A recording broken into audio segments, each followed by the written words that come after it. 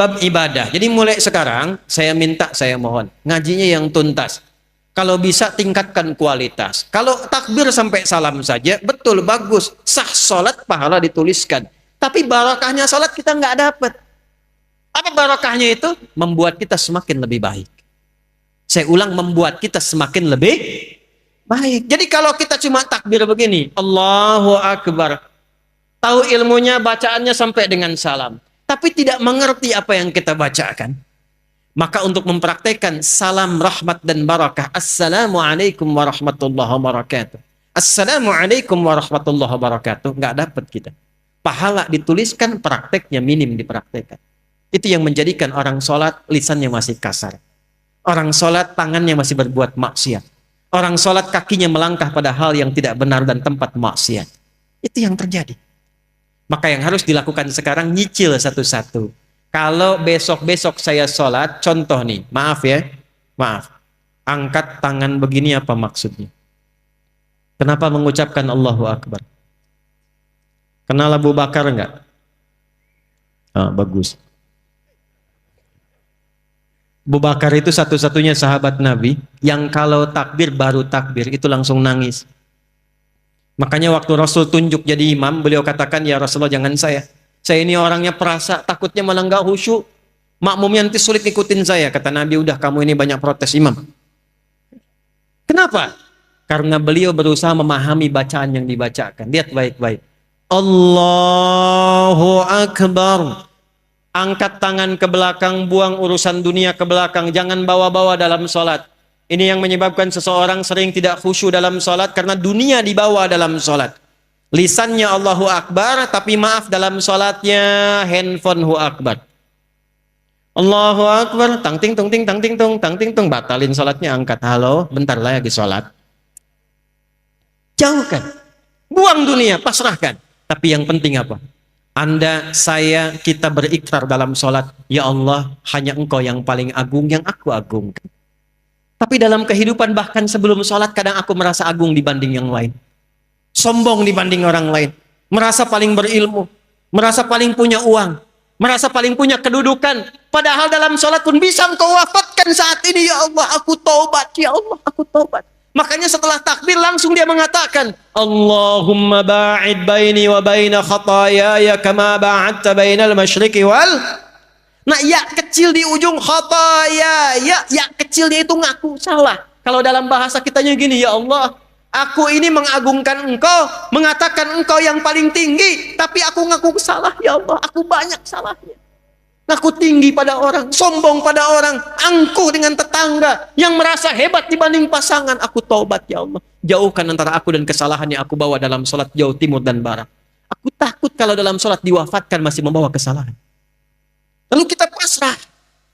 Wajjahtu wajhiya lilladzi fataras samawati wal hanifan muslima wa ma ana minal inna salati wa nusuki wa mahyaya wa mamati lillahi rabbil. Itu paham nggak tuh saat dibaca? Itu kan bahasa bebasnya begini, ya Allah, kalaupun Engkau wafatkan aku sekarang dalam sholatku ini, aku pasrah, ya Allah, sepanjang Engkau ampuni dosaku, dan aku berjanji kalau selesai sholat masih hidup, aku akan berjanji dia orang yang lebih baik dari sebelum aku sholat. Itu sholat. Terakhir sekarang, sholat selesai, sesama muslim sudah baik, belajar ilmunya. Apakah yang tinggal di Pekanbaru ini orang Islam saja? Ada non-muslimnya tidak? Ada non-muslimnya tidak? Perhatikan tuntunan Nabi. Kalaupun dalam kehidupan kita beribadah, jangan pernah memaksa. La ikraha lakum dinukum, ibadah masing-masing. Tapi ketika diatur hubungan muamalah, interaksi sosial dalam kehidupan, di pekerjaan, bertetangga, berkebun, Anda menemukan di dalamnya bukan hanya orang Islam tapi non-muslim, maka hukumnya berlaku universal bersama-sama. Diatur dari yang paling kecil sampai yang paling besar. Yang paling kecil, Anda tinggal di komplek, ada orang Islam, tetangganya non-muslim, Nabi samakan semua hukumnya. Hukum makanan, hukum senyuman. Senyum kepada yang muslim, senyum pada non-muslim. Anda ketemu tetangga yang muslim senyum, yang non-muslim nggak senyum. Kok nggak senyum, Pak? Maaf ya, ibu kafir sih. Oh, Masya Allah. Itu dicatat oleh malaikat dosa tuh. Senyum Anda pada orang Islam harus sama dengan senyum Anda pada non-Muslim. Jika ke orang Islam senyumnya 100%, pada non-Muslim senyumnya 100%. Izin komandan. Hati-hati nih. Di TNI, di Polri, Jati, di pengadilan, mohon izin, di kantor-kantor, nggak semuanya orang Islam. Mesti adil. Kalau memang yang layak promosi jabatan non-Muslim, promosikan. Kalau yang layak yang Muslim, promosikan. Tapi tanamkan nilai-nilai kebaikan, nilai-nilai keadilan, sehingga ketika ditanya, dan terima kasih, bukan terima kasih. Islam yang mengajarkan saya untuk bersikap adil dalam tugas saya. Ketika itu dilakukan, maka dia kenal Islam. Kalau kemudian kenal dan memahami lantas mengucapkan, asyhadu an la ilaha illallah wa asyhadu anna muhammadar rasulullah, itulah pahala yang melekat pada amanah kedudukan. Pada Anda yang tidak punya kedudukan tapi bertetangga, Allahu Akbar. Ingat hadis ini? Siapa yang masak makanan, baunya sampai ke tetangga, maka bagilah tetangga itu walaupun hanya, hafal yang ini nih kuahnya. Jadi ini biasa masak sop ayam, ayamnya dia makan, kuahnya dikasih tetangga. Tetangganya tanya, kenapa kami dikasih kuah? Hadis Nabi, Pak. Ini korban terjemahan nih. Maksud Nabi, nanti besok-besok itu orang banyak kreatif bikin bumbu-bumbu. Memang yang dimasak itu cuma, maaf sekali, singkong. Tapi bumbunya bumbu rendang. Diambil dari Bukit Tinggi, bikin rendang singkong. Bumbunya rendang, yang dimasaknya apa? Bagi tetangga supaya nggak salah persepsi. Dikiranya memang betul rendang, ternyata rendang bagi. Tapi hadisnya belum selesai. Saya pengen tanya, apakah Nabi pernah mengatakan kalau tetangga Anda Muslim saja? Nggak ada redaksinya begitu. Makanya ratakan. Bikin rendangnya, kirimkan ke setiap tetangga yang bisa dibagi. Jangan dilewat yang non-Muslim. Yang Islam bagi, Pak Haji bagi, Bu Haji bagi, Bu Ustadz bagi, tetangga biasa bagi. Tiba-tiba pastor keluar. Pak, kayaknya enak rendangnya. Emang sih, Bapak sih salah, tokoh kafir. Enggak bohong deh. Dosa tuh. Itu ahli-ahli dapat pahala, langsung tulis dosa. Coreng. Datangi, ketuk rumahnya. Selamat pagi, pagi. Ada apa Pak Haji? Ini ada rezeki. Nih ada satu panci rendang. Oh Pak Haji baik sekali. Bukan baik. Nabi Muhammad yang mengajarkan saya untuk berbagi. Kenalkan nama Nabi Muhammad. Besok-besok saat dia mengembalikan panci, udah bisa salam. Assalamualaikum Pak Haji. Tuh. Padahal Anda aja haji belum, gitu kan? Ajarkan aja enggak. Udah assalamualaikum dan didoakan. Assalamualaikum Pak Haji. Mau ngembaliin panci. Tuh. Terima kasih Pak, enak sekali. Cuma mau nanya aja, kira-kira hari ini Nabi Muhammad ngajarin berbagi lagi enggak? Itu perkara makanan. Ini saya lihat banyak tumbuhan nih. Hati-hati nih. Ada yang rambutan, ada yang durian, yang macam-macam. Cuman di Islam tuh berlaku hukum ini. Jika tanaman Anda merambat ke tetangga, buahnya masuk, maka hakun mushtarak. Buahnya hak bersama dengan tetangga. Jangan tunggu dia minta. Jangan tunggu. Anda punya rambutan, buahnya ke tetangga. Ketuk pintunya, sampaikan. Bu, ya Pak, ada apa? Itu ada buah. Ya saya tahu pohon rambutan punya Bapak kan. Betul, pohonnya punya saya. Tapi buahnya ke tempat ibu. Jangan tunggu sampai menguning, sampai memerah. Ibu pengen saat hijau pun ambil aja. Nggak usah minta izin sama saya. Aturan dari mana Pak? Nabi Muhammad mengajarkan saya, jangan sampai tetangga menikmati dengan pandangan dan menyapu sampahnya saja, dia mendapatkan bagian yang sama untuk mengambil buahnya. Islam. Di mana ada aturan begitu? Cuman itu aturan buat buah aja.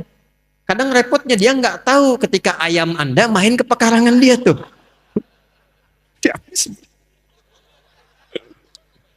Besok dia datang, Pak, Nabi Muhammad tuh berkah banget ya, ayam Bapak enak banget nih.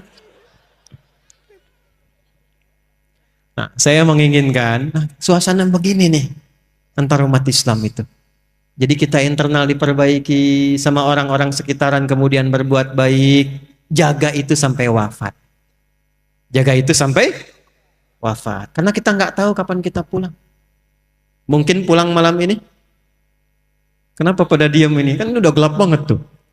Ya, senang tidak kalau pulang? Yakin? Senang tidak?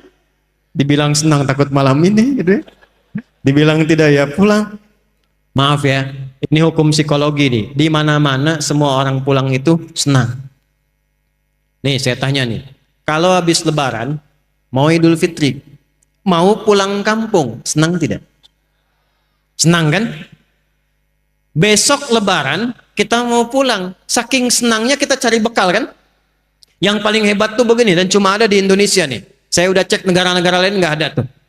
Ya, kita punya asosiasi 20 negara, jalan-jalan nggak ada yang kayak Indonesia. Disiapin jauh-jauh hari, tiket-tiket kereta habis, bis-bis makin naik dibeli juga. Yang paling hebat, ada orang yang menyiapkan bekal, pulangnya pakai motor bebek, bekalnya singa. Tahu nggak? Motor bebek tapi bekalnya singa, dus tambah. Begitu lewat dus pelepah pisang, tambah lagi satu lagi. Kumpulkan banyak. Kenapa? Ketika saya tanya, karena Ustadz saya senang mau pulang. Dan saking senangnya dia tuliskan di belakang pakai kardus, dia tulis dekat knalpotnya itu, sayang aku pulang. Lalu dia telepon ke kampungnya, aku pulang hari ini. Yang di kampung, Allahu Akbar, cek rumah karena ada yang mau pulang. Disediakan makanan, yang nggak ada diada-adakan. Yang paling klasik, maaf, yang luarnya itu kaleng biskuit, isinya rengginang. Saya nggak sebut nama karena endorse. Kaleng biskuit isinya rengginang. Tasik banyak ya Bu ya. Paling banyak. Kenapa? Karena senang ada yang pulang. Jadi setiap pulang itu biasanya senang. Kalau siap bekalnya. Itu poin. Saya tanya waktu satu kali, kenapa Anda nggak pulang mudik? Gak ada bekal Ustaz. Sifat pulang senang kalau ada bekal. Kalau sedikit bekal, tak ada bekal, tak siap pulang. Jadi setiap disebutkan pulang, semua senang. Ini saya konfirmasi lagi nih. Kalau malam ini kita pulang, senang nggak? Udah punya bekal? Maka materi yang kita pelajari malam hari ini, bawa dan terapkan, tobat dulu malam ini. Dengan tobat gugur semua dosa insya Allah. Kecuali utang ya, awas tuh. Utang tetap bayar tuh. Tobat, utang tidak lunas dengan tobat. Ya, yang buruknya hilang, yang utangnya lunasi. Begitu selesai kemudian kosong, pulang dari sini, jalan itu udah bawa pahala. Ada orang pernah bunuh 99 sampai 100 orang. Dia mau tobat. Begitu mau tobat, datang kepada seorang kiai. Kata kiai itu, kalau yang kayak kamu ini saya nggak bisa bimbing. Tapi saya referensikan pada kawan saya yang di sana. Ini sikap bijak. Nggak ada ustadz menguasai segalanya. Kalau bukan pakar di bidangnya, arahkan dan sarankan pada ustadz lain yang menguasai bidangnya. Maka dia jalan ke tempat kiai itu, di tengah-tengah, ternyata ajalnya tiba, meninggal. Di tengah-tengah. Apa yang terjadi? Ini saking viralnya sampai di era Nabi Muhammad turun ayat An-Nisa, surah keempat ayat 100. وَمَنْ يُهَاجِرْ فِي سَبِيلِ اللَّهِ يَجِدْ فِي الْأَرْضِ مُرَاغَمًا كَثِيرًا وَسَعًا وَمَنْ يَخْرُجْ مِنْ بَيْتِهِ مُهَاجِرًا إِلَى اللَّهِ وَرَسُولِهِ ثُمَّ يُدْرِكْهُ الْمَوْتِ فَقَدْ وَقَعَ أَجْرُهُ عَلَى اللَّهِ. Siapa yang bertekad merubah dirinya lebih baik, kalau dia masih ada ajal hidupnya, maka oleh Allah akan dilimpahkan ketenangan. Jadi kalau mau berubah jadi baik, bukan dunia dulu yang dikasih, bukan materi, bukan pangkat dulu, diberikan ketenangan di hatinya oleh Allah supaya menerima kebaikan. Setelah itu baru dilimpahkan, kedudukan tambahkan, harta tambahkan, ilmu tambahkan. Tapi kalau dia ingin berubah tiba-tiba wafat di pertengahan, maka jalan kakinya itu menggugurkan dosa-dosanya. Tobatnya diterima, tapak kakinya dihitung sebagai amalan baru. Maka orang tadi yang pernah membunuh 100 orang, maaf, dia meninggal di pertengahan jalan ke majlis ilmu untuk mengaji, di tengah-tengah belum sampai belajar.